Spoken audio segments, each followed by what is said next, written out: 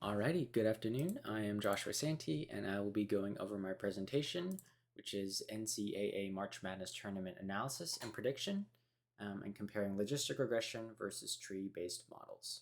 So just a quick outline of what the presentation will look like. I'll go over a little background and motivation, and then into the methods, the three different methods that I used, the analysis of how each one of them did, and then the actual results with this year's tournament. So, just to start out, what is the March Madness tournament? Well, every single March, every single year, 68 of the best college basketball teams in the entire nation, in the US, come together and they compete in a tournament. So, what it is, it's a single elimination style. So, Team A will play Team B. If Team A wins, they move on to the next round, and Team B gets sent home. And you keep doing that. There's 4 different regions or conferences. They all play against each other until you get a champion. And so there's a total of 67 games in total. So this basketball tournament happens, again, every March. And at the same time, what happens is there's a bracket tournament challenge that different apps or organizations put on. And millions of brackets are filled out every year. And what this means is that people try to predict what the tournament will look like, how each game will turn out. Will Team A win or will Team B win? And so they do this for all of the 67 games, and then the goal is to try to get a perfect bracket, predicting every single game correctly. And again, millions of brackets are filled out every year, and this past March, over 36 million brackets were filled out, which is a crazy number.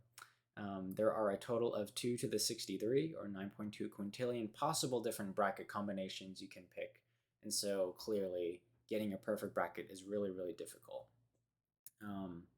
Getting a correct game prediction. So for example, looking here at the graph, Florida versus PVAM. If you correctly pick Florida and they win, that would earn you a point. And getting correct predictions later on in the tournament gets you more points. So if you correctly predict who the champion of the whole tournament will be, that'll get you a lot more points than guessing one of these first round predictions just because the team had to get through several rounds to win the tournament. And so this really lends itself to using some statistical model. Our outcome is, what we're wanting is, does this team win or not? And what we're going to do is we're going to use team statistics to find that out. To choose a bracket naively, you might think, oh, if I just choose a higher ranked seed that's ranked better, then they'll probably be the better team and I'll pick them. And this does do well. It'll get you around 40 to 44 correct picks every year. But the problem are upsets.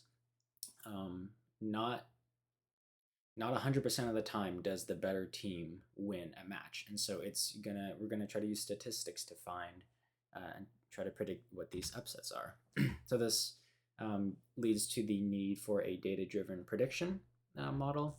Obviously, there's limitations to just using purely intuition-based brackets. So we need to turn to the statistics. And the 3 models that I used are logistic regression. Kind of a subset of that is lasso. And then I also looked at tuned decision tree classifiers. And so I'm going to compare all these 3 models and see how they do in trying to predict these tournaments. So our variables, our response, take Team A and Team B that are playing against each other, and without loss of generality, we'll call the response of Team A winning the game. That's our response. And if Team A loses the game, then that means Team B wins the game. Our predictive variables are team statistics. These are things like how good their offense is, defense is, how good they are at shooting. So not to go too in depth, but we have offensive and defensive efficiency. This is how many points you're scoring essentially, and this is how many points your opponent is scoring. So you definitely want a higher offensive efficiency, and you want this number to be lower for your own team because you're preventing the other team from scoring. These are how often you're making your shots, your 2 and 3 point shots, and how often you're defending your opponent from making those shots. Turnover rates, you want to take the ball away from the team more than you're giving the ball away. That kind of makes sense. Rebounds, if you miss a score, how often are you getting the ball back to yourself? Adjusted tempo is how quickly you play. Are you a fast team? Are you a slow team? And then wins above bubble is just some resume-based metric. It's expected wins based on how your season has been. And so for each predictor, what we're going to do is we're not going to use the absolute values of these stats, but we're going to take Team A's statistics, so offensive efficiency, minus Team B's offensive efficiency. And this is going to give us the difference or the relative matchup. And so that's going to help us avoid any problems we might get by just having the pure base absolute values. And the data set I used two sets of data. One is the Bart-Torvik. This provides those same team statistics, which you can see here, kind of a summary of the predictors. I used data from 2010 to 2026. So if you want to think about it, testing for 2026 used 15 years of data from 2010 to 2025. And then the other data set was Kaggle from Kaggle that contains all the team names, IDs, and the previous results from tournaments past that I used to train the data. You can see a correlation plot here. Not too much of a problem except for maybe offensive and defensive efficiency has higher correlation with the wins above bubble, but we're going to be taking care of that with Lasso later on. So the first method I'll use is just the plain old logistic regression, which we've all seen before. Again, if you take Team A versus Team B, let Team A be the reference team. Your xi are the vectors of predictors, which we've already seen before, and beta are the coefficients, which represent the change in the log odds per unit increase of our predictors. And so here's our logistic equation, again, with Team A as the reference. And we will choose Team A to be the winner if the probability of them winning is greater than 0.5. So if they have a 0.6% chance of winning, then we'll just call that a Team A win. And if not, then Team A lose or Team B wins. Kind of a subset of logistic. It's the same setup as logistic, but with Lasso we have this regularization term or this feature selection term. So what you have is a shrinkage lambda right here, and the larger the lambda is, the more shrinkage there is in your variables, to where some variables can actually reach all the way down to 0, and that's one of the features of Lasso. So Lasso is really nice at taking down the complexity, unnecessary, unwanted complexity of some of our models, but we're going to also have to risk some of its predictive power at the same time. So we'll be using logistic regression and Lasso. And finally, I also used a tree-based method, specifically Python's, I think it's sklearn's decision tree classifier. And so what this does is it splits. It creates a tree, and the rules are split off of if-then statements. So it'll have a base node saying if Team A's offense is better than this number. If that's true, then we'll take this branch of the tree, and if it's false, then we'll take the other branch of the tree. And all the leaf nodes represent the probabilities, the final predictions at the very bottom. And we'll see a graph of this, a plot of it later on. But I used a 80-20 split for training and testing, again, using the same predictors and response. And we will see later on, I have constraints. We're going to tune our trees, so with an initial depth of 3, so the tree can't go more than 3 branches down, and then also controlling how fine-tuned and complex we're wanting the tree to be. Alrighty, so starting out looking at the logistic model, this one just was trained with all the predictors, so no tuning yet. As you can see, it only finds the offense and defense efficiency to be statistically significant, as well as the defensive rebounds and wins above bubble. And you can see that here, but this is just a summary of that. We got a log likelihood of negative 527, a pseudo R-squared of 0.2847. So kind of a interpretation of what some of these might mean. A 1 unit increase in the adjusted efficiency difference, so Team A minus Team B's, that difference, if there's a 1 unit increase in that difference, then that multiplies Team A's odds of winning by 1.19 or 19% with a confidence interval from 12 to 27%. And this makes sense, right? If you have a better offense than your opponent, there's a good chance that intuitively that you're going to have better odds of winning. Same with the defense. Just got to remember that with the defense, this is how much you're allowing your opponent to score. So 1 unit increase in adjusted defensive efficiency multiplies Team A odds of winning by 0.79 or negative 21%. And again, this makes sense. If you're allowing your opponent to score more, there's a good chance you're going to have less of a probability of winning that game. Looking here, we have feature importance. So this is how important each feature is to the logistic model. And as you can see, everything to the right indicates it helps Team A to win, and everything to the left helps Team A to lose or Team B to win. Most important part, it makes sense that having a good offense is the most important indicator of chances of winning, and preventing your opponent from scoring is also the most major factor in helping you to win or not lose. And it's interesting, these two variables seem to be backwards, and what this is likely the case of, this should be facing this way. A higher defensive rebound should lead to better winning chances for you. So it's backwards here, but this is likely due to the fact that, again, we had kind of the correlation table, and so we're going to see if Lasso can fix that. And so we have our Lasso logistic model, and what it does is it took all the variables, all the predictors out except for offensive efficiency, defensive efficiency, so the most two important, and then the defensive rebounds. So we have a log likelihood of negative 535 and a pseudo R-squared of 0.2729. Again, you can see that here. Now what I used Python to have it find its regularization constant of C equals 0.0112. And what this is the inverse of the shrinkage. So a smaller C value leads to stronger regularization. So what we see here is very strong shrinkage. So it's a very sparse model, again, with only 3 predictors. And I used the 1 standard error rule to pick that out. Now, again, looking at the feature importance, we can see, obviously, we have the big offensive, defensive, and then the defensive rebound, its importance shrunk massively, but it is still facing in the wrong direction. But at least its effect is being mitigated here. We can see the confusion matrices that I made. Here on the left, we have the full logistic regression. We have true negatives and true positives here, false positives, false negatives.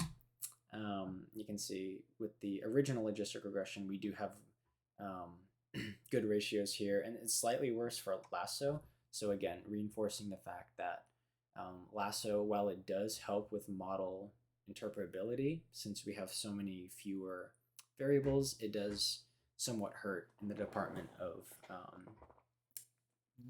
the precision and recall of our models.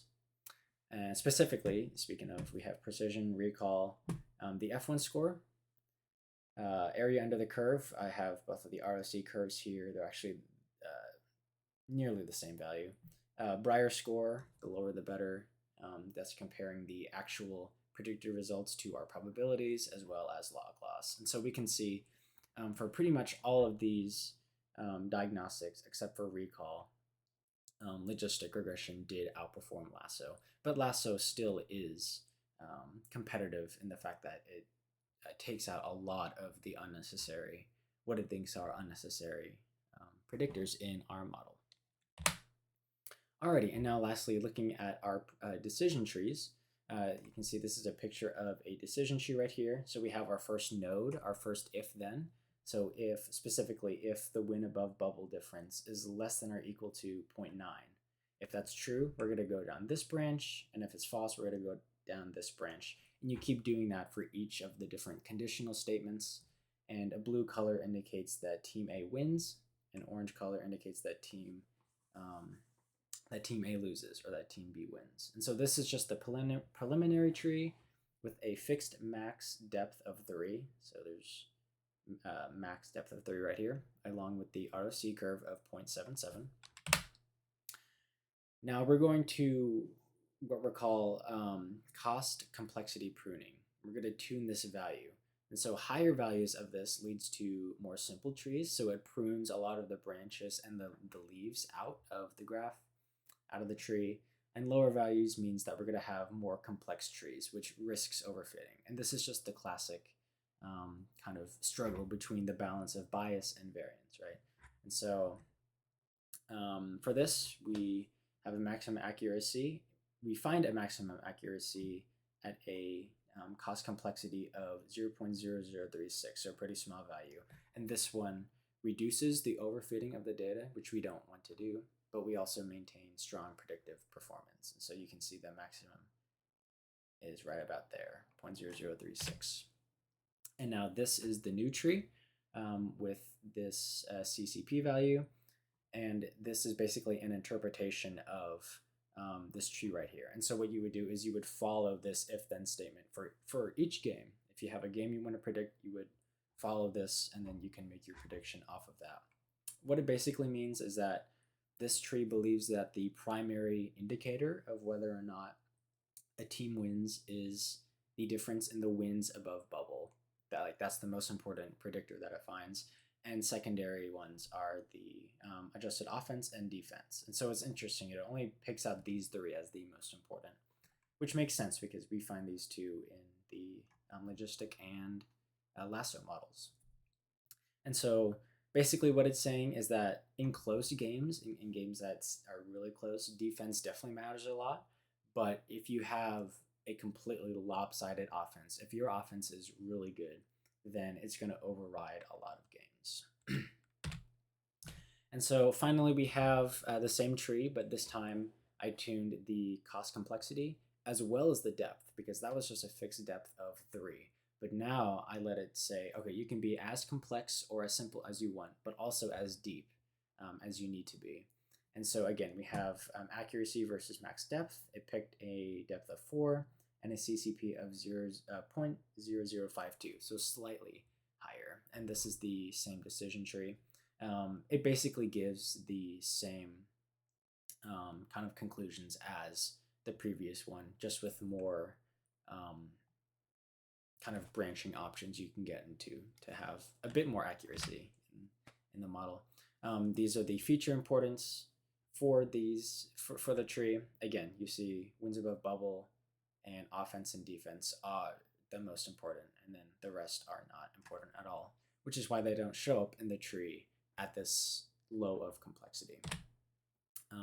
These are the confusion matrices for each of the trees. Again, you can see the original kind of struggles with false positives, and that effect is lowered once you tune it correctly. And again, looking at the precision recall, all these diagnostics, we can see that for all of them, except for average log loss, which was cross-validated log loss, the tree that had both the tune cost complexity and depth did a lot better than either 2 of the trees. And honestly, for average log loss, 0.5 or 0.5677 versus 0.5683, like technically it's worse, but not by that much. So the conclusion here is you should definitely take both into account, both tuning the CCP and the depth. And so now looking at all of the models together, the logistic, lasso, and each of the trees, which we'll just consider the tree right here with both CCP and depth tuned, we can see that that tree actually does perform the best out of all of the models. You can see also here from the ROC curve, it has the most area under that curve. Now, logistic is not far behind. It's very competitive. It's the second best model, and you can definitely use logistic kind of based on what you're wanting to output. And again, lasso also doing better than either of the other trees, the original trees. Again, risking that model complexity for predictive power. Now, kind of to conclude here, looking at what actually happened in the tournament. Unfortunately, the tournament is in March, and I did not have most of this done in March. I only had the basic logistic regression done by the time these brackets were due. So this bracket was created purely by the model, the original logistic regression with all of the predictors included. None of the predictors had been taken out yet. And so this is what it predicted. I gave it the beginning bracket, which you can see is this first round right here, and then coded a tournament simulator. It simulated the tournament based on what it thought, and this is the output. And it's good. You see a lot of green. These are correct picks, but you do see some uh, red lettering, which means that that was an incorrect pick. And unfortunately, it did not correctly predict that Michigan would win the championship. It thought Illinois would. So it correctly predicted 44 out of the 63 total games for a total of 70% accuracy, which is pretty good. It scored 102 out of 192 possible points, and you can see the breakdown of that right there. It correctly identified 6 upsets that happened. So this is where a game where a worse ranked team beat a better ranked team. It correctly identified 6 of those. It misidentified 9. So where my model thought an upset would happen, it didn't actually happen. And then it missed 10 upsets. And this is where all of our missing picks come from, including the final. The most important upset that it predicted, the reason that this model did so well, is that it predicted Illinois would beat Houston. Houston is a 2 seed and Illinois is a 3 seed, so Houston, should have won this game, but the model, again, kind of what you saw from the trees, is that it really likes offense. A really good offense will beat anything else. And that's what we saw here, because Illinois had one of the best offenses of all time in college basketball. And so that's why the model actually had Illinois winning the entire thing, but it definitely did pick up this upset right here, which is really nice. And so it finished in the 85th percentile of all the brackets created, all 36 million. So in the top 15%, which is really nice. But of course, we could do better if you tried maybe the tree-based model. Maybe that would do a little better.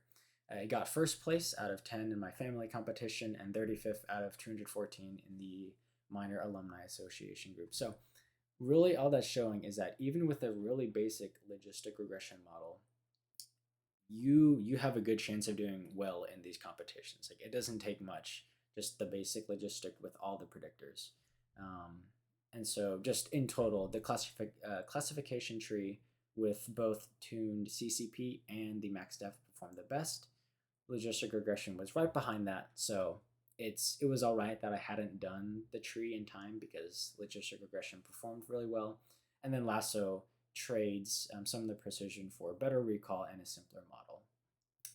In future work, I would have used data from one source and not two. It was a big pain trying to merge those two data sets together, so just using one source of data. In the future, I'd like to have more available predictors, so having information encoding about seed, because that really does matter, what round number you're currently on, and derive some sort of ELO rating or ranking.